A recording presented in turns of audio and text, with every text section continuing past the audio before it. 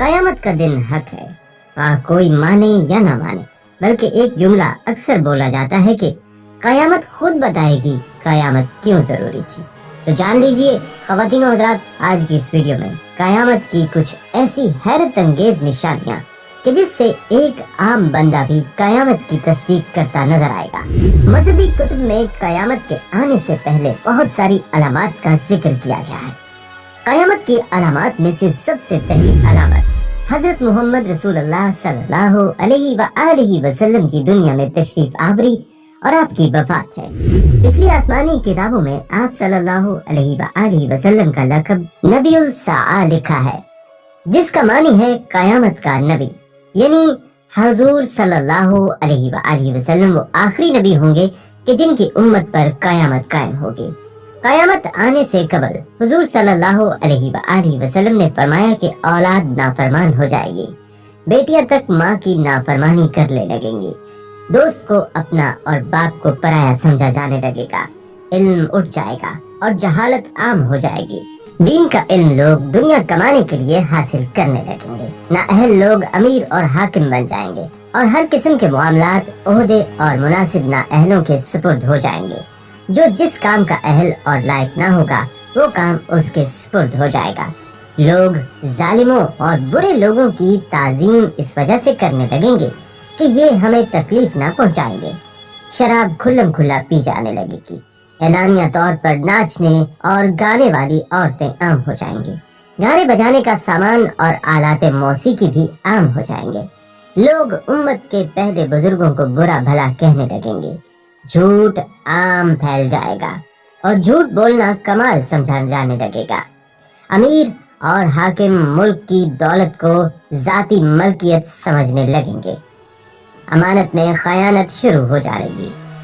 इमानत के तौर पर रखवाई जाने वाली चीजों को लोग जाती दौलत समझने लगेंगे। नेक लोगों की बजाय रजील और गलतकार किस्म के लोग अपने अपने कबीले और इलाके के सरदार बन जाएंगे। शर्म और हया बिल्कुल खत्म हो जाएगी। अभी मौजूदा जमाने में आप खुद देखेंगे ये सब अलामात पूरी तरह मौजूद हैं। हुजूर सल्लल्लाहु अलैहि वसल्लम ने फरमाया, कयामत आने से पहले जुल्म और सितम आम हो जाएगा। ईमान सिमट कर मदीना मुनव्वरा की तरफ चला जाएगा, जैसे सांप सुकड़ कर अपनी बिल की तरफ चला जाता है। ऐसे हालात पैदा हो जाएंगे कि दीन पर कायम रहने वाले की वो हालत होगी जो हाथ में अंगारा पकड़ने वाले की होती है। ज़कात को लोग तावान समझने लगेंगे, माले गनीमत को अपना माल समझा जाने लगेगा। माँ की नाफरमानी और बीवी की फर्माबरदारी शुरू हो जाएगी। औरतें ज्यादा और मर्द कम हो जाएंगे, यहाँ तक कि एक मर्द 50 औरतों का निगरान होगा। जनाकारी और बदकारी आम हो जाएगी। हत्ता कि हुजूर अकरम सल्लल्लाहु अलैहि वसल्लम ने फरमाया कि कयामत के करीब जमाने में लोग अपनी बीवियों के साथ जना करेंगे। बल्कि जब हमने ये हदीस पाक पढ़ी कि लोग अपनी बीवियों के साथ जना करेंगे तो हमें इस बात की समझ नहीं आई। तो हमने अपने उस्ताद से पूछा कि उस्ताद जी इसका क्या मतलब है कि लोग अपनी ही बीवी से जना करेंगे। तो उन्होंने फरमाया कि हाँ, उसकी कई सूरतें हैं। एक सूरत तो उसकी ये है कि मर्द या औरत कोई कुफ्र या बोल दे और निकाह टूट जाए और उनको इसका पता ही ना हो कि निकाह टूट गया है या नहीं। और आजकल तो ये बात आम है, लोगों को इस बात का इल्म ही नहीं। बल्कि कारी सनाउल्लाह पानीपति ने लिखा है कि अगर दो बंदे गुफ्तगू कर रहे थे, एक ने कहा कि ये तो शरीयत की बात है और अगले ने जवाब दिया कि रख परे शरीयत को, तो वो आदमी काफिर हो गया। तो हमें चाहिए कि हम उल्मा से पूछें कि कलिमाते कुफ्र कौन कौन से हैं। ये ना हो कि हम ऐसे जुमले बोलें और कुफ्र का इर्तिकाब कर रहे हों। कई जुमले तो बहुत आम हैं, तो इनका इल्म हासिल करना जरूरी है कि कहीं हम तो अपनी गुफ्तगू में कोई ऐसी बात नहीं कह जाते। अगर निकाह टूट गया तो फिर अपने ज़ौम में मियाँ बीवी रह रहे हैं और जना का गुनाह लिखा जा रहा है। तो फरमाया कि मर्द करीब कयामत में अपनी बीवियों से जना करेंगे। एक सूरत तो ये है कि ये कुफ्र या कलिमात बीवी बोले तो भी निकाह टूटा और अगर खावन बोले तो भी निकाह टूटा। और दूसरी सूरत एक दूसरे के साथ बहस हो, और ये तो हर घर की बात नजर आती है। जब शादी हुई तो मैं बोलता था और बीवी सुनती थी। उसने कहा फिर बच्चे हो गए तो बीवी बोलती थी और मैं सुनता था। उसने कहा फिर हम दोनों बूढ़े हो गए। हम दोनों बोलते थे और मोहल्ले वाले सुनते थे। बुढ़ापे में बहस और ज्यादा तकरार हो जाती है। और इसमें होता क्या है, मर्द की जुबान में कनाए में तलाक निकल जाती है। कनाया कहते हैं कि लफ्ज तो तलाक वाला नहीं बोला, लेकिन बात ऐसी कर दी कि मफहूम तलाक वाला निकलता है। इसको कनाए में तलाक कहते हैं। अब ये गुनाह बहुत ज्यादा है। गुस्से में कह देते हैं कि चली जा, मुझे तेरी कोई जरूरत नहीं। आज के बाद इस किस्म के अल्फाज जिसका नतीजा ये निकले कि तू मेरी बीवी नहीं है। अब इस किस्म के मसाइल की भी मालूमात हासिल करनी चाहिए। शरीयत कहती है कि इल्म हासिल करो, ऐसा ना हो कि कनाया में तलाक हो जाए, इन्हें पता भी ना हो और वो साथ रह रहे हो। और आज तो ये हालात हैं कि जुबान से तलाक कह देते हैं, तलाक हो भी जाती है, पता भी है दोनों को, मगर बदनामी हो जाएगी। फिर मियाँ बीवी इकट्ठे रह रहे हैं एक घर एक कमरे में, तो ये जना कर रहे हैं। कुर्बान जाए उस सच्चे नबी की मुबारक जुबान पर 1400 साल पहले वारन कर दिया था कि कुर्बे कयामत में लोग अपनी बीवियों से जना करेंगे। ख़वातीनो हज़रात, सही बुखारी की एक हदीस के मुताबिक कुर्बे कयामत की एक निशानी ये भी है कि इक़्तिदार गलत लोगों के हाथों में दे दिया जाएगा।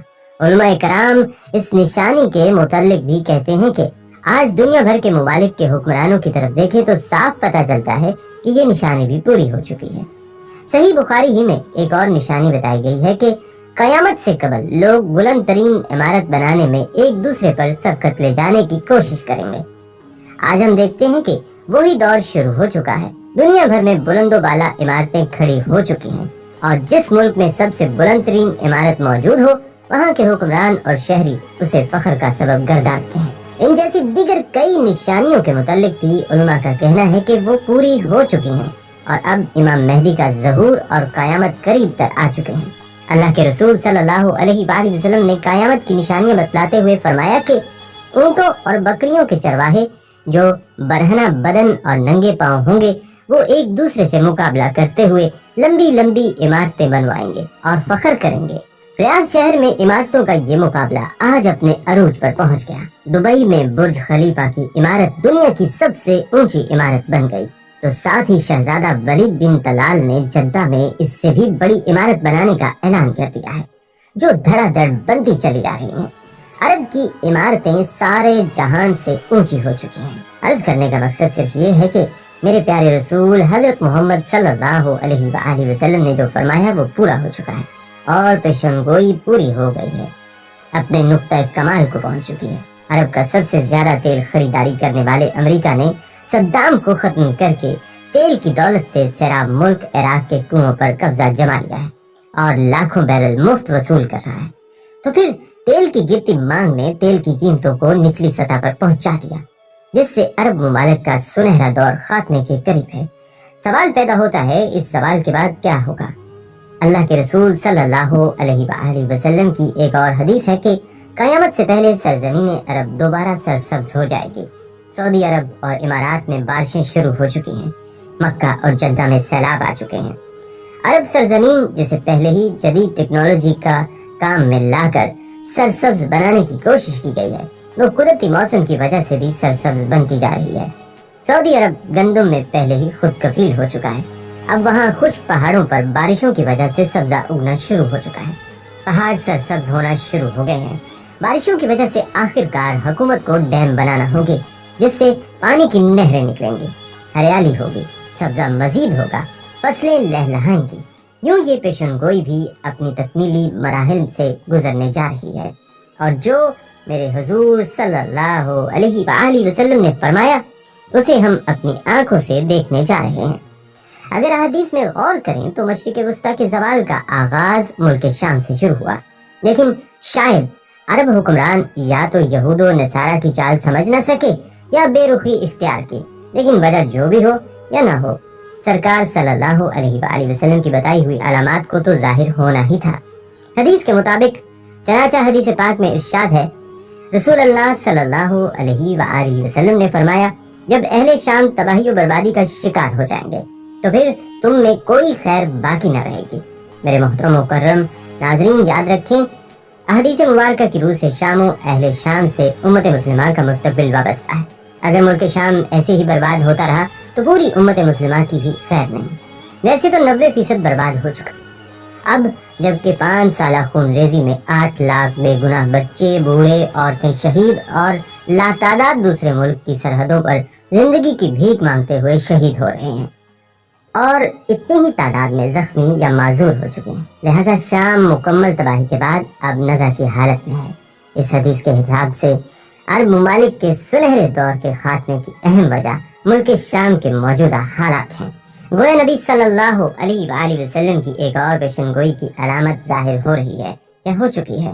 یاد رکھیں کہ ملک شام کے متعلق اسرائیل، روسی، امریکہ جو بھی جھوٹے یہاں بہانے بناتے ہیں، لیکن ان سب کا اصل ہدف جزیرہ العرب ہے، کیونکہ کفار کا عقیدہ ہے کہ دجال مسیحا ہے۔ اس وجہ سے یہ لوگ دجال کے انتظامات مکمل کر رہے ہیں، جس کے لیے عرب ممالک میں عدم استحکام پیدا کرنا ہے، کیونکہ ملک شام پر یہود و نصارہ قبضہ کرنا چاہتے ہیں اور یہ ہو کر رہے گا حضرت مہدی علیہ السلام کے ظہور سے قبل۔ چنانچہ کتاب فتن میں ہے کہ آخری زمانے میں جب مسلمان ہر طرف سے مغلوب ہو جائیں گے، مسلسل جنگیں ہوں گی، شام میں بھی عیسائیوں کی حکومت قائم ہو جائے گی۔ اسی طرح قیامت سے متعلق یہ بات بھی ہمیں ملتی ہے کہ قیامت سے پہلے حضور اکرم صلی اللہ علیہ وآلہ وسلم کی امت میں سے 30 بڑے بڑے کذاب اور دجال آئیں گے، ہر ایک نبوت کا دعویٰ کرے گا، حالانکہ حضور اکرم صلی اللہ علیہ وآلہ وسلم آخری نبی ہیں۔ آپ صلی اللہ علیہ وآلہ وسلم کے بعد کوئی نبی نہیں۔ قیامت کی نشانیوں میں سے ایک نشانی یہ بھی بیان ہوئی ہے کہ عراق کا مشہور دریا فرات سونے کا ایک پہاڑ یا سونے کا ایک خزانہ ظاہر کرے گا، جس پر لوگ لڑیں گے۔ چنانچہ اس لڑائی میں ہر 100 میں سے 99 قتل ہو جائیں گے۔ ممکن ہے سونے کے پہاڑ یا سونے کے خزانے سے مراد عراق کا تیل ہو۔ جب یہ علامتیں ہو چکیں گی تو سخت قسم کا عذاب شروع ہوگا۔ اس میں سرخ آندھیاں آئیں گی، آسمان سے پتھر برسیں گے، کچھ لوگ زمین میں دھسا دیے جائیں گے، لوگوں کی شکلیں مسخ ہو جائیں گی، پھر پے در پے کئی نشانیاں ظاہر ہوں گی، جیسے ہار کا دھاگا ٹوٹنے پر مسلسل دانے گرنے لگتے ہیں۔ زمانہ وقت کے گھوڑے کو پر لگائے جس تیزی سے گزر رہا ہے، اس تیزی سے ہم نبی مکرم صلی اللہ علیہ وآلہ وسلم کی احادیث کی روشنی میں بتدریج قرب قیامت کی طرف بڑھ رہے ہیں۔ کئی نشانیاں پوری ہو کر قیامت کے قریب ہونے کو واضح کر چکی ہیں اور اب کچھ ہی علامات باقی ہیں۔ دجال ایسا خطرناک اور عظیم فتنہ ہے کہ تمام انبیاء نے اپنی امتوں کو اس کے متعلق آگاہ کیا۔ نبی محتشم صلی اللہ علیہ وآلہ وسلم نے بھی امت کو اس کے بارے میں اس قدر واضح بتایا کہ صحابہ کرام آنسوؤں سے تر آنکھوں کے ساتھ دجال کے فتنے سے پناہ مانگا کرتے تھے۔ احادیث کی روشنی میں علماء کرام نے دجال کے خروج کے قبل کی جو نشانیاں بتلائی ہیں، ان کے مطابق گھروں میں ناچ گانا عام ہو جائے گا۔ آج کل ڈش، ٹی وی، وی سی آر، کمپیوٹرز اور موبائل کے ذریعے یہ سب ہو رہا ہے۔ اونچے اونچے اور پختہ گھروں کی تعمیر کی خواہش ہوگی۔ آج کل غریب سے غریب تر لوگوں کے بھی پکے مکان سب کے سامنے ہیں۔ مساجد سے دجال کا تذکرہ ختم ہو جائے گا، پانی کی قلت ہوگی۔ اس کی سب سے بڑی مثال ان دنوں ہمارا وطن عزیز ہے۔ دجال کے خروج کے بعد اس کی حیران کن طاقتوں کے بارے میں مختلف آراہیں، مگر قابل غور اور دلچسپ بات یہ ہے کہ قدرت کی جانب سے اس کو عطا کی گئی طاقتوں کے حوالے سے یہودی قوم بڑی تیزی کے ساتھ تجربات میں مصروف ہے۔ روایات میں ہے کہ وہ بارش برسانے پر قدرت رکھتا ہوگا۔ مصنوعی بارش برسانے کا تجربہ کیا جا چکا ہے۔ بتایا جاتا ہے کہ وہ زمین کو تہ و بالا کرنے کی قدرت رکھتا ہوگا۔ الاسکا میں لگائے گئے پروگرام ہارپ کو کون نہیں جانتا، جس کے تحت دنیا میں کہیں بھی مصنوعی طور پر زلزلے، سیلاب اور سونامی لائے جا سکتے ہیں۔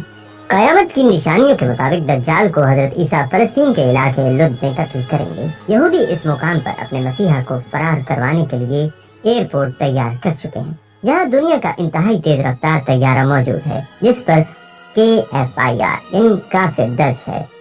واضح ہے کہ دجال کے ماتھے پر بھی کافر تحریر ہوگا۔ قیامت کی ایک نشانی میں یہودیوں کو پناہ دینے والے درخت غرقت کا ذکر بھی ہے۔ آخری جنگ میں جب یہودی مسلمانوں سے چھپنے کے لیے پتھروں درختوں کی اوٹ لیں گے تو سوائے غرقت کے تمام چیزیں مسلمانوں کو اپنے پیچھے یہودیوں کی موجودگی کا پتہ دیں گی، اور معروف ملکی و غیر ملکی ویب سائٹس کے مطابق یہودی غرقت کے باغات تیزی سے لگا رہے ہیں۔ آخری زمانے میں جب مسلمان ہر طرف سے مغلوب ہو جائیں گے، مسلسل جنگیں ہوں گی، شام میں بھی عیسائیوں کی حکومت قائم ہو جائے گی۔ علماء اکرام بتاتے ہیں کہ سعودیہ، مصر، ترکی، باقی نہ رہیں گے۔ ہر جگہ کفار کے مظالم بڑھ جائیں گے، امت آپسی خانہ جنگی کا شکار رہے گی۔ عرب، خلیجی ممالک، سعودی عرب وغیرہ میں بھی مسلمانوں کی باقاعدہ اور شوکت حکومت نہیں رہے گی۔ خیبر سعودی عرب کا چھوٹا سا شہر مدینہ منورہ سے 170 کلومیٹر کے فاصلے پر ہے۔ اس کے قریب تک یہود و نصارہ پہنچ جائیں گے اور اس جگہ تک ان کی حکومت قائم ہو جائے گی۔ بچے کھچے مسلمان مدینہ منورہ پہنچ جائیں گے۔ اس وقت حضرت امام مہدی مدینہ منورہ میں ہوں گے۔ دوسری طرف دریائے تبریہ بھی تیزی سے خشک ہو رہا ہے، جو کہ حضرت مہدی کے ظہور سے قبل خشک ہوگا۔ مشرقی وسطی کے حالات کو، خصوصاً مسلمان اور ساری زندگی کے حالات کو دیکھتے ہوئے صاف نظر آتا ہے کہ دنیا ہولناکیوں کی جانب بڑھ رہی ہے۔ فرانس میں حملوں کے بعد فرانس اور پوپ بھی عالمی جنگ کی بات کر چکے ہیں۔ سوال پیدا ہوتا ہے کہ اس عالمی جنگ کا مرکز کون سا خطہ ہوگا؟ واضح نظر آ رہا ہے مشرق وسطی ہی متوقع ہے۔ یہاں بھی ہندوستان اور پاکستان کی بڑھتی رنجشیں اور کشمکش سے لگتا ہے کہ حالات غزوہ ہند کی طرح رک کر رہے ہیں، کیونکہ حضرت ابو ہریرہ رضی اللہ تعالیٰ عنہ سے روایت ہے کہ رسول اللہ صلی اللہ علیہ وآلہ وسلم نے ارشاد فرمایا، میری قوم کا ایک لشکر وقت آخر کے نزدیک ہند پر چڑھائی کرے گا اور اللہ اس لشکر کو فتح نصیب کرے گا، یہاں تک کہ وہ ہند کے حکمرانوں کو بیڑیوں میں جکڑ کر لائیں گے۔ اللہ اس لشکر کے تمام گناہ معاف کر دے گا۔ پھر وہ لشکر واپسی کا رخ کرے گا اور شام میں موجود عیسیٰ ابن مریم علیہ السلام کے ساتھ جا کر مل جائے گا۔ حضرت ابو ہریرہ رضی اللہ تعالیٰ عنہ نے فرمایا، اگر میں اس وقت تک زندہ رہا تو میں اپنا سب کچھ بیچ کر بھی اس لشکر کا حصہ بنوں گا، اور پھر جب اللہ ہمیں فتح نصیب کرے گا تو میں یعنی حضرت ابو ہریرہ رضی اللہ تعالیٰ عنہ جہنم کی آگ سے آزاد کہلاؤں گا۔ پھر جب میں شام پہنچوں گا تو عیسیٰ ابن مریم علیہ السلام کی تلاش کر کے انہیں بتاؤں گا کہ میں محمد صلی اللہ علیہ وآلہ وسلم کا ساتھی رہا ہوں۔ رسول پاک صلی اللہ علیہ وآلہ وسلم نے تبسم فرماتے ہوئے ارشاد کیا، بہت مشکل، بہت مشکل، آنے والے ادوار بڑے پرفتن نظر آتے ہیں۔ اور اس کے متعلق بھی نبی کریم صلی اللہ علیہ وآلہ وسلم نے فرمایا تھا کہ میری امت پر ایک دور ایسا آئے گا جس میں فتنے اتنی تیزی سے آئیں گے جیسے تسبیح ٹوٹ جانے سے تسبیح کے دانے تیزی سے زمین کی طرف آتے ہیں۔ لہذا اپنی نسلوں کی ابھی سے تربیت اور ایمان کی فکر فرمائیے۔ موبائل کے بیجا استعمال سے، دیر رات تک جاگنے، فیشن اور یہودی انداز اپنانے سے، نمازوں کا ترک کرنے سے رکیے، ورنہ آزمائش کا مقابلہ دشوار ہوگا۔ خاتم النبیین رسول کریم صلی اللہ علیہ وآلہ وسلم کے فرامین کی روشنی میں قطعی قیامت قائم ہونے میں تقریباً 2.25 صدیاں باقی ہیں۔ البتہ دور قیامت کا آغاز ہو چکا ہے۔ یہ تمام دور فتنہ و فساد سے معمور ہے۔ جنگ و جدل اور مختلف طاقتوں کے مابین کھینچا تانی کا تسلسل رہے گا۔ حق و باطل کی اس مارکہ آرائی میں خون انسانی ارزاں ہوگا۔ نبی برحق صلی اللہ علیہ وآلہ وسلم نے سب کچھ افشا کر دیا، 1400 سال پہلے باخبر کر دیا۔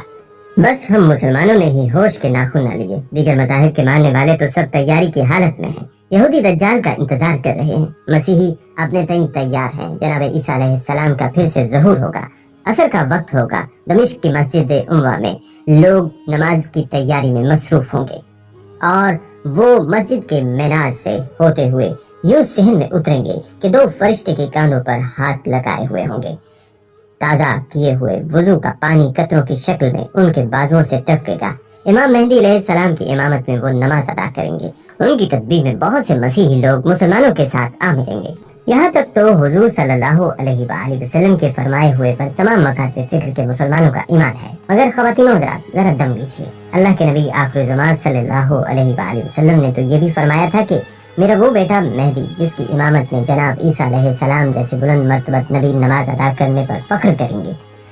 اسی مہدی کے ظہور پر سب سے پہلے خود مسلمانوں ہی کا ایک لشکر مخاصمت میں چڑھ دوڑے گا۔ گو اللہ کے حکم سے زمین بوس ہو جائے گا، مگر کلیجہ کٹ جاتا ہے یہ سن کر کیا مسلمانوں کو کبھی عقل سلیم عطا بھی ہوگی کہ نہیں، یا ہم آل رسول سے دشمنی ہی کرتے رہیں گے؟ جن یہودیوں سے عداوت ہے وہ تو اپنے ہاں کا سب سے اعلیٰ مذہبی مقام محض اپنے نبی جناب ہارون علیہ السلام کی آل کے لیے ہی مختص رکھتے ہیں، کسی اور کو وہ اس منصب پر فائز ہی نہیں ہونے دیتے۔ تو پھر ہم مسلمانوں کو یہ شعور کیوں حاصل نہیں، جبکہ ہمارے نبی صلی اللہ علیہ وآلہ وسلم کی آل پاک کو سرفرازیاں تو خود خدا رب العزت نے عطا فرمائی ہیں۔ وائے بدنصیبی کہ ہم اپنے رسول صلی اللہ علیہ وآلہ وسلم کے فرامین سے روگردانی کے مرتکب تو ہوتے ہی ہیں، اللہ رب العزت کے احکامات اور حکمتوں کے بھی عملاً انکاری ہیں۔ اب कौन हमें समझाए कि फरामीन नबवी और अहकामात इलाहिया की सरीहन खिलाफ वर्जी आखिर हमें कहीं का ना छोड़ेगी। समझने का वक्त अब है कि बाद अज़ां पछतावे के फुर्सत ना होगी। फिलहाल तो मुख्तसर सी मोहलत का दौर है। इसे गनीमत जानते हुए हमें अपना किबला दुरुस्त करना ही पड़ेगा। आखिर को होना तो वही है जो कुछ नबी आखिर ज़मान सल्लल्लाहु अलैहि वसल्लम फरमा गए। कम अज कम हम अपने बुरे अंजाम का हिस्सा न बनने की मकदूर भर सही तो करें। कजा ये कि सरकशी करें और यौम आखिर ठुकरा दिए जाएं। खुदाए रहीम व करीम के जन्नतों में हमारा कोई ठिकाना ही न हो, मोहलत खत्म हो और कहरे खुदाबंदी फैसल हो जाए। बहुत देख लिए ताजो तख्त, बहुत सजा ली मसनदें, बहुत बहा लिया पाक लहू, बहुत देख ली बर्बादी और रुसवाई। हम कहीं रुके भी, सोचे भी, और का की तरह कहाँ उड़े जाते हैं, बजा के आखिर बातिल फना और हक की बका होगी। मगर हम हक को पाने की तवज्जो तो करें, सिम्मत दुरुस्त तो करें। साकी को यकीनन हम पर तरस आ जाएगा।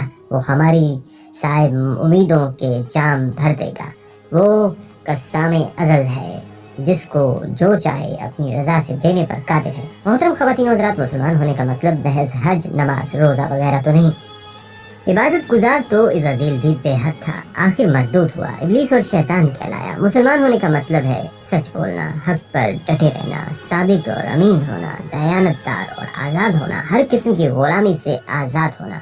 हमारी मस्जिदें गो नमाजियों से भरी हों, मगर बाजारों में धोखा दही से माल कमाने का रिवाज है। हक तलफी और ज्यादती का शेवा है, झूठ और फरेब का राज है।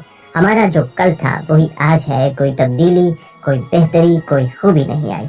खूबी न आई तो फिर माजी में आले रसूल के दुश्मनों और कातिलों के हिस्से में जो रसवाई आई वही आइंदा में इमाम मेहदी के खिलाफ लश्कर कशी करने वालों के हिस्से में आएगी। बेशक हमें ऐसे मुसलमानों की जरूरत है कि जो ऐसे किसी बदतरीन अंजाम से बचने की सही का आगाज आज करें।